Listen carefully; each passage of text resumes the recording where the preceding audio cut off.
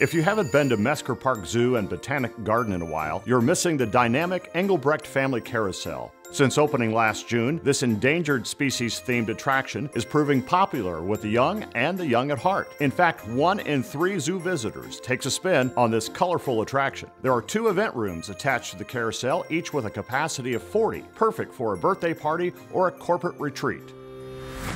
And just off of the event room balcony, construction will soon begin on the aviary, with an anticipated opening of mid to late summer. This exciting bird exhibit will give visitors an up-close and personal interaction with more than 200 colorful budgies. Everything at the zoo coming together because of wonderful community collaboration.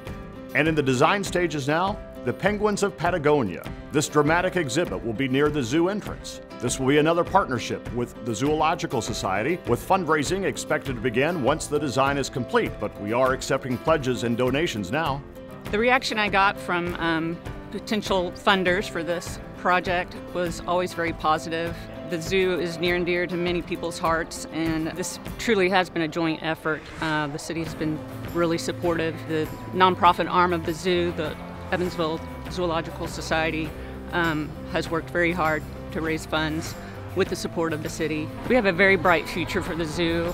First, let me say we're very fortunate as a city our size to have this caliber of zoo. And, you know, with this project, penguins to come and bigger and better things to come in the future, I just can't say enough for the city's support. And we're pleased to announce today a new partnership with the Welborn Baptist Foundation to begin work at Roberts Park. The foundation and the city have signed a land use agreement which will allow the foundation to develop and fund a portion of the east side green space. We're really interested in activating the green space here at Roberts Park so that we can see some of the connectivity to the bicycle and pedestrian infrastructure that's coming in. We think there's some opportunities to bring active living and even healthy eating projects here to the park. You look around here and there's just so much we can do with it, and we think all it takes is just activating the green space and doing a few pilot demonstration projects that show people what could be here, what type of activity could happen. And then we think that will lead to the next phase of development. We think this partnership is so important because, let's face it, we're all using this green space. We all will use it. And we understand the city has a lot of parks to take care of. And so thinking about how to activate another large green space, 30 acres, that sounds pretty daunting. So that's where the private sector can come in, and we can help start to shape it and get it started. And then, of course, identify some sustainability practices to help the city maintain it over the long term.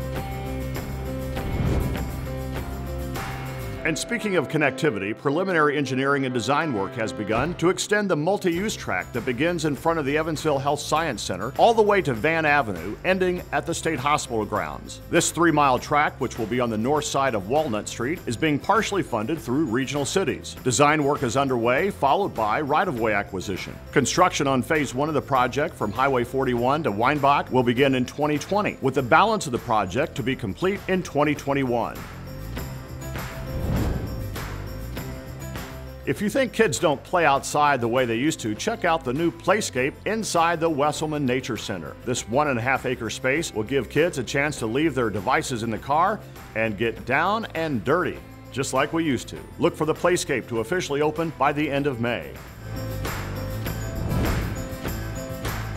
Kids Kingdom draws 100,000 visitors a year in its current location on Waterworks Road. But because the water and sewer utility must build a new pump station at the current site to access underground pipes, work is underway to build Kids Kingdom 2 nearby.